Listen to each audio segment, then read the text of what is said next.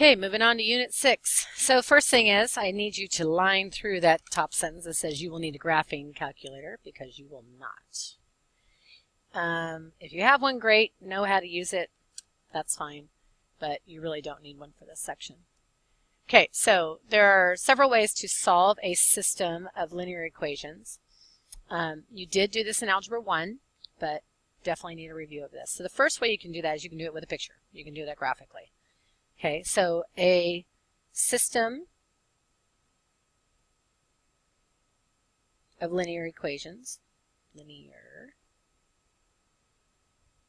or linear functions, consists of two or more linear equations. The solution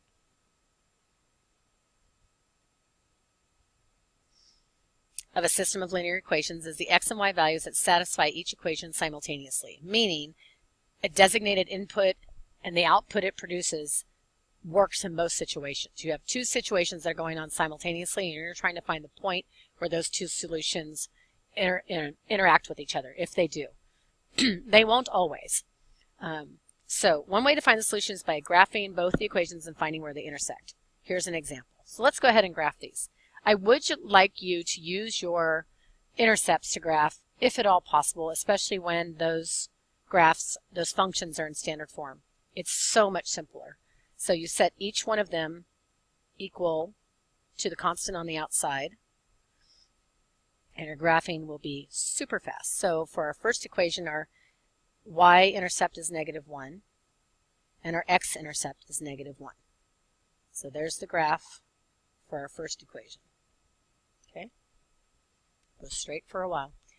Second one, you can do the same thing. Eliminate your x term, because you know that any y-intercept has an x value of 0. So we can just not look at it right now.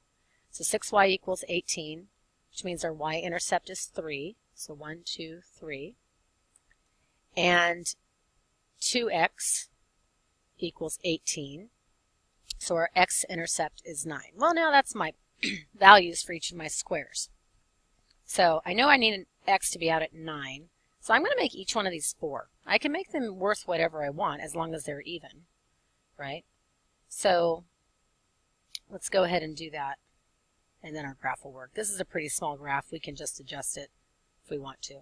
So my x value is going to be out at 9, and my y value was at 3. So that means for every 9 that I'm moving over, I'm going up 3. So I'm going to be out here and up 3 there. So my first line is going to look something like that. And then my first graph was still at -1 and -1. So -1 and -1 looks something like that. So I've got roughly a point here. Okay. So one of the things about graphing is that unless your graph is labeled really well and numbered out really well, this is going to be kind of an approximation, but we can still kind of see what our approximation would be. And I think that it's going to be at roughly negative, looks like up 5, and this probably should have been a little bit over at -6. Okay, so our point where they cross will be at -6,5. When we get down to the graphs on the bottom, they'll be a lot more accurate because our graphs are a little bit bigger. So the first step is to write both equations in either form, really. If you really want to be sure, write them in slope-intercept form.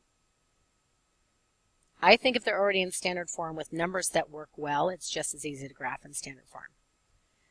Okay. Find the coordinates of the point where they intersect. If they do,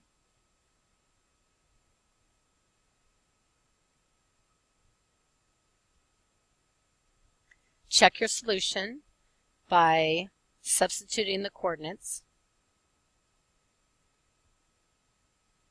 back into the original equations. And it must work for both. If it's only a solution to one of the equations and not the other, then it's not a solution to the system by definition. Okay? So it must work for both.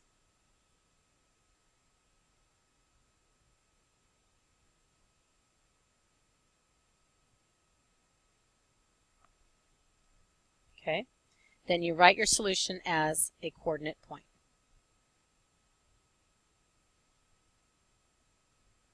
Usually as an XY, when we get into word problems that are dealing with specific items, I usually suggest to you that you use the letters of whatever they are representing. Okay?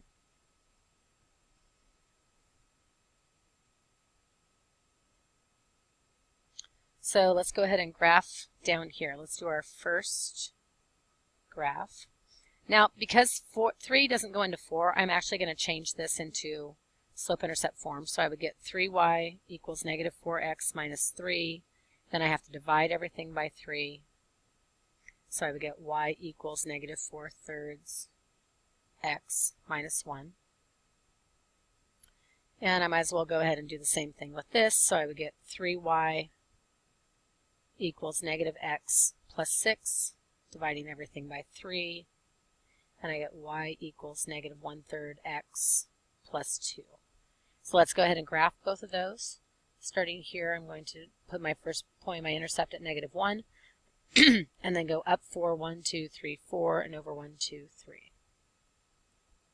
Or I could have gone down 4 and over 3.